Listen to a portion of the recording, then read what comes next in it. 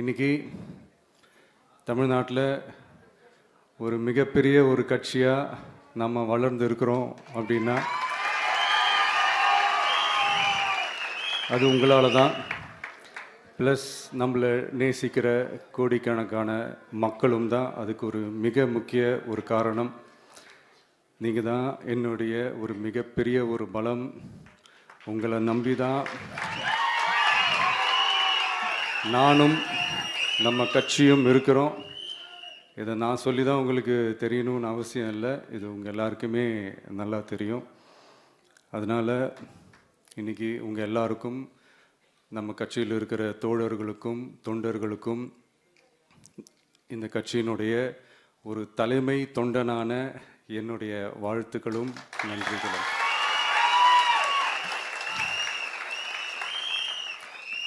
அப்புறம் என்ன, மைக்கை பிடிச்சாச்சு, வெடியை கொளுத்தி போட்டுருவோமா?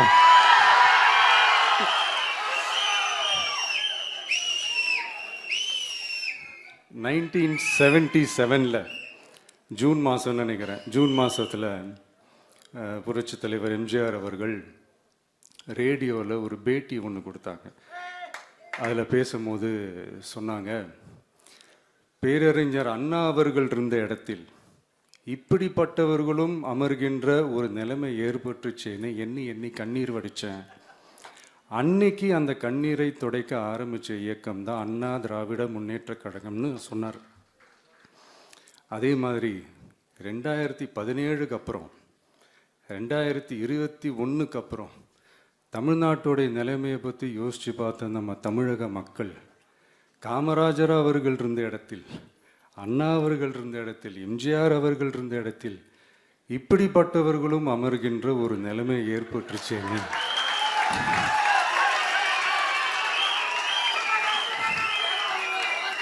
தமிழக மக்கள் கண்ணீர் வடிச்சாங்க. இன்னைக்கு இந்த கண்ணீரை துடைக்க ஆரம்பிச்ச இயக்கம் தான் தமிழக வெற்றிக்கழகம்.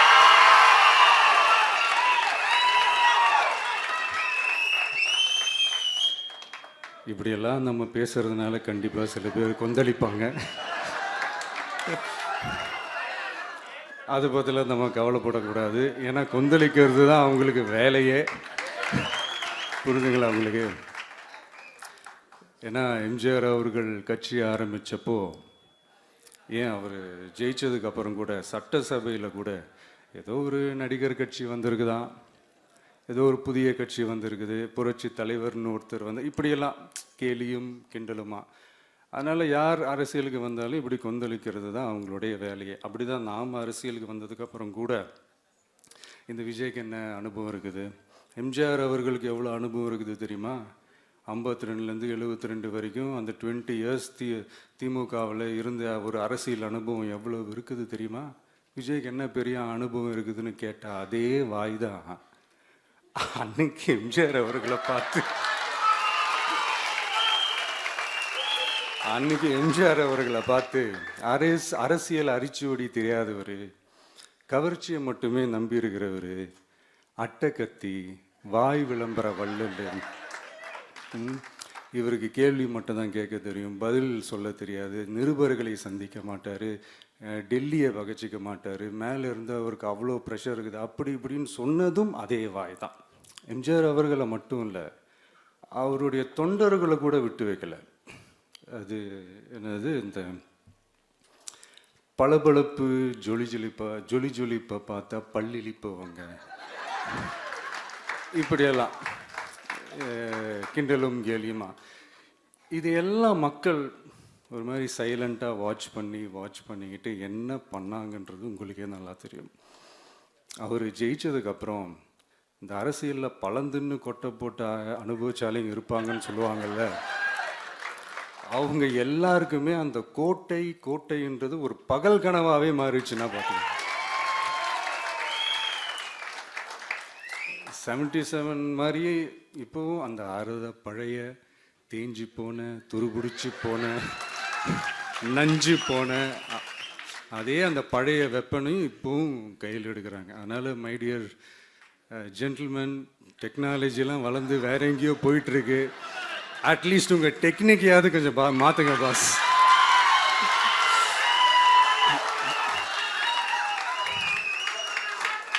காமராஜர் அவர்களையும் விட்டு வைக்கல. அவருக்கு இலக்கியம்னா என்ன தெரியும், அவர் மாபெரும் புலவர், அந்த புலவர் இந்த புலவர்னு அவரை பற்றியும் கிண்டலும் கேலியுமா. அதான் முன்னாடியே சொன்ன மாதிரி யார் எதிர்த்து நின்னாலும் அவங்கள கொந்தளிக்கிறது தான் அவங்களுடைய வேலையே.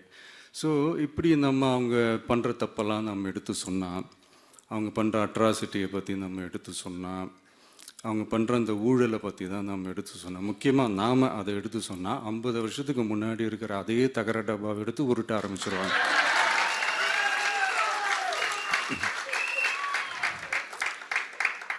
பவள விழா பாப்பாவுக்கு வேற என்ன தெரியும்?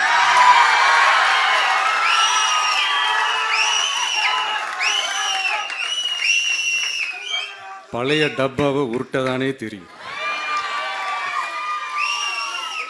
அதுக்காக நாம் அவங்க பண்ணுற தப்பெல்லாம் சொல்லாமல் வெளியே சொல்லாமல் இருக்க முடியுமா? சொல்லுவோம், சொல்லிக்கிட்டே இருப்போம். நம்மளை தவிர யார் அவங்கள ஏற்று நின்று கேள்வி கேட்கறது? யாருக்கு அந்த தில் இருக்குது?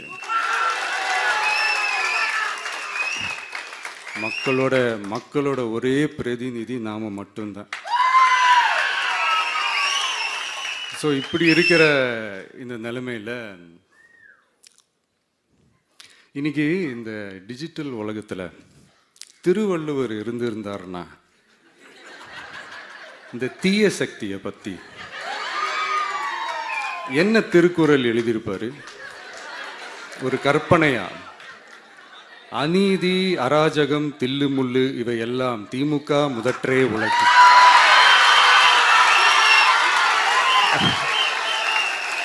ஒரு கற்பனையா?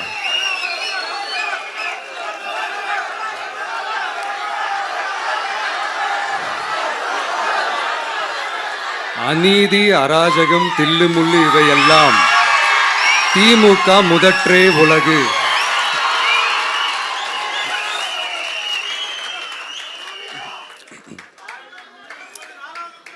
அடுத்து இந்த என்னப்பா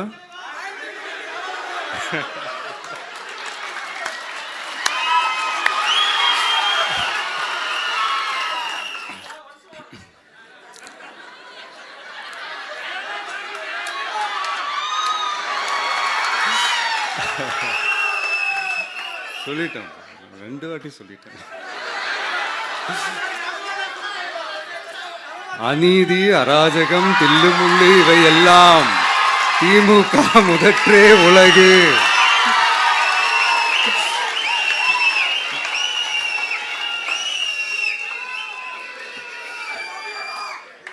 அடுத்து இந்த மும்முனை போட்டி, 4 முனை போட்டி அப்படிலாம் சொல்றாங்களே, சரி அவங்கள பொறுத்த வரைக்கும் அப்படியே இருக்கட்டும். அதுல மாபெரும் மக்கள் சக்தியா நம்ம அணி ஒரு பக்கம், அடுத்து திமுக தலைமையில் மற்ற கூட்டணி கட்சிகள் ஒரு பக்கம், அடுத்து பாஜக தலைமையில் மற்றும் பலர்.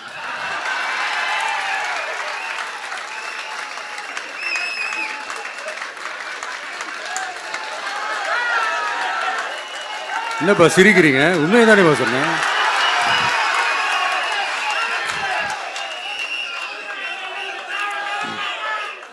ஸோ இப்படி எத்தனை சக்திகள் எத்தனை பேர் வந்தாலும் திமுகவை வீழ்த்துறதுக்கு மாபெரும் மக்கள் சக்தியான நம்மளால் மட்டும்தான் முடியும். நம்ம டிவிகேவால் மட்டும்தான் முடியும். ஸோ இப்படி இருக்கிற இந்த நிலைமையில் ஏய் விஜய் வீட்டு விட்டு வெளியே வா, ஏய் விஜய் வீட்டு விட்டு வெளியே வா, இப்படியெல்லாம் கேட்கும்போது எனக்கு எப்படி அது தோணுதுன்னா, ஐயோ இவங்க ஒவ்வொரு வீட்டில் இருக்கிற ஒவ்வொரு விஜயும் இவங்க கூப்பிடுற மாதிரியே எனக்கு தோணுது. அப்படிதான் எனக்கு தோணுது. அதனால பொறுங்க பாஸ், வருவாங்க, முறையா வருவாங்க. ஓட்டு போடுற அன்னைக்கு ஓட்டர் ஐடியை கையில் எடுத்துக்கிட்டு ஒவ்வொரு வீட்டில் இருக்கிற ஒவ்வொரு விஜயும்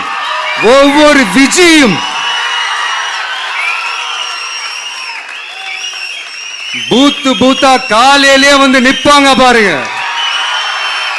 அன்னைக்கு தெரியும் பாருங்க, ஏண்டா இந்த விஜய கூப்பிட்டோம்னு.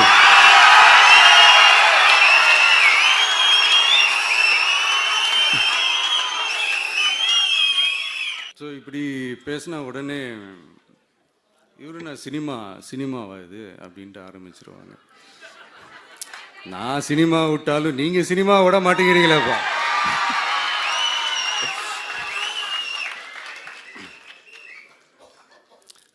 அப்புறம் இன்னொரு ரீசெண்டாக அந்த ஒரு விஷயம் போயிட்டு இருக்குல்ல, இந்த கருத்து கணிப்பு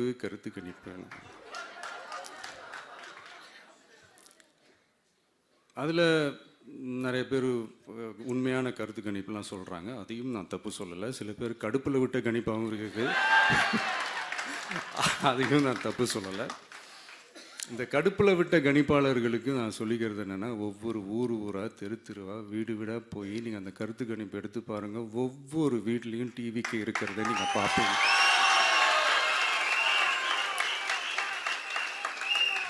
அப்படி சப்போஸ் உங்களுக்கு அது ஷாக்கிங்காக இருந்துச்சுன்னா ரப்பர் வச்சு எல்லாத்தையும் அழிச்சிட்டு மறுபடியும் முதல்லேருந்து எடுத்து பாருங்கள், அதே ரிசல்ட் தான் வரும்.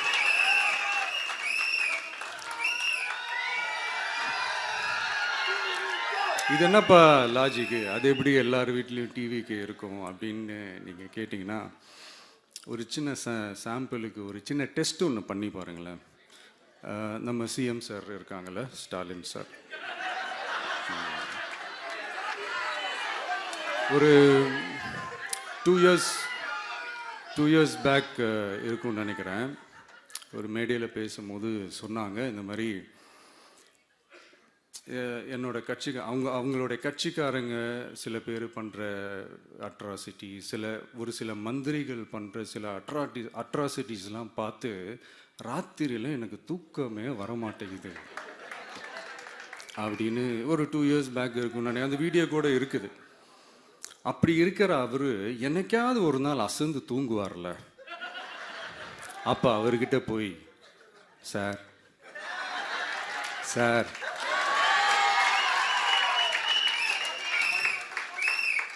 எந்த சின்னத்துக்கு சார் ஓட்டு போடுவீங்க அப்படின்னு கேட்டு பாருங்க. விசில் சின்னத்துக்கு தான்.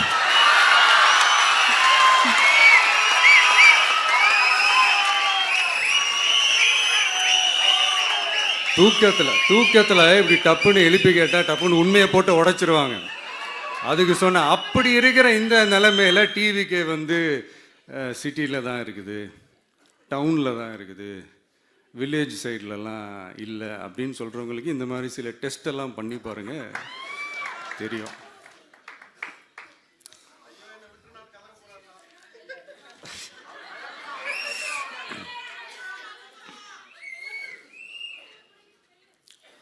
விசில் சின்னம் போகாத ஊரே இல்லை.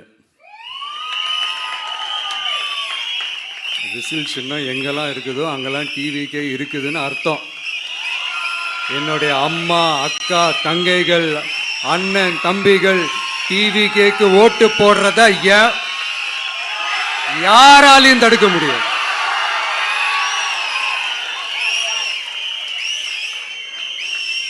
ரத்த சொந்தமா நம்மளை நினைக்கிற நம்மளோட வகையராக்களை எந்த கட்சியாலையும் எவ்வளவு விலை கொடுத்தாலும் வாங்கவே முடியாது.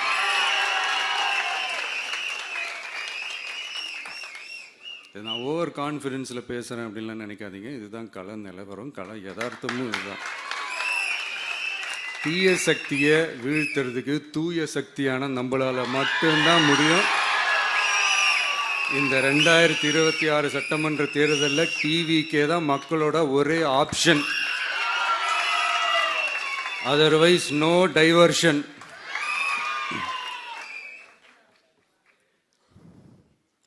இந்த டப்பா இன்ஜின், ஓட்டை இன்ஜின், எவ்வளோ இன்ஜின் வந்தாலும் டாப் இன்ஜின் நம்ம டிவிக்கே தான்ன்றது மக்கள் ஆல்ரெடி முடிவு பண்ணிட்டாங்க. அதனால நம்மளுடைய தோழர்கள் அதை மனசுல நல்லா ஏத்திக்கிட்டு இன்னும் ஷார்ப்பா ஒர்க் பண்ணுங்க. நான் ஏற்கனவே சொன்ன மாதிரி ஒன்றியம், நகரம், பேரூர், பகுதி, கிளை எல்லா இடத்துலையும் அந்த பூத்தா அந்த நம்மளுடைய வேட்பாளர்களுக்கு ஒற்றுமையாக இருந்து வேலை செய்யுங்க. நமக்கு மாபெரும் கூட்டணியான மாபெரும் மக்கள் சக்தியான குடும்பமாக நம்மளோட இருக்கிறாங்க. இன்னொன்று அன்றைக்கி நான் சொன்ன மாதிரி நம்மளுடைய விசில் சின்னத்துக்கு ஓட்டு போட வைக்கிறது மட்டும்தான் உங்களுடைய வேலை. மற்றதெல்லாம் மக்களோட சேர்ந்து நான் பார்த்துக்கிறேன்.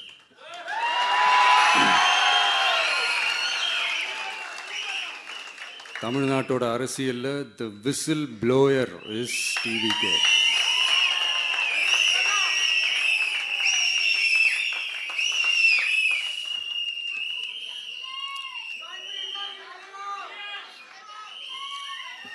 நம்ம மக்கள் இந்த விசில்ல ஊதுற ஊதுல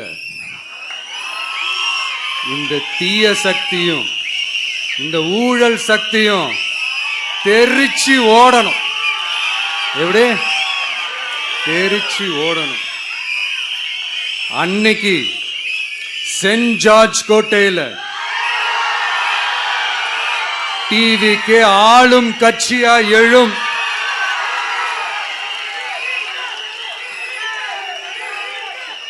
உங்களோட நான் இருக்கேன், நம்மளோட நம்ம மக்கள் இருக்கிறாங்க.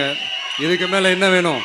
கான்பிடண்டா இருங்க, நல்லதே நடக்கும், வெற்றி நிச்சயம். மீண்டும் சந்திக்கும் வரை நன்றி, வணக்கம்.